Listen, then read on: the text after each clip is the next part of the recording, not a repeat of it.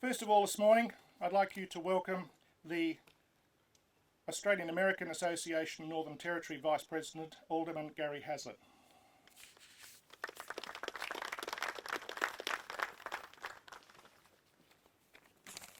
Thank you, Tom. I'd like to welcome you all here today, and especially our cousins from across the sea. Welcome to Australia. I say cousins because we share a common heritage.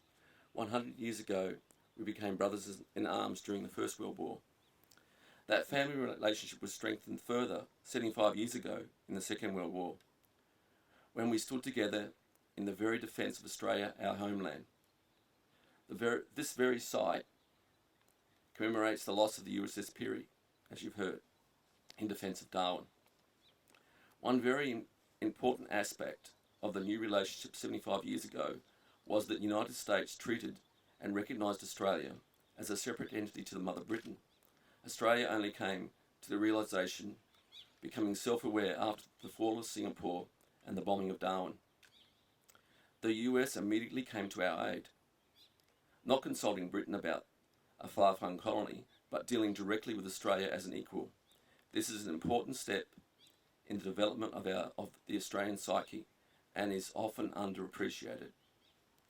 But why are we here today?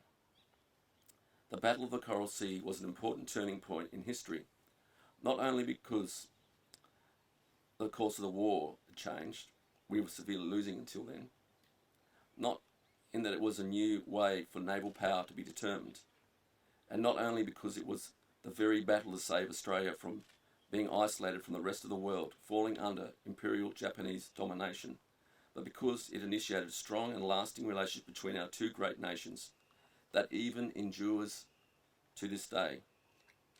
God bless America and God save Australia. Thank you.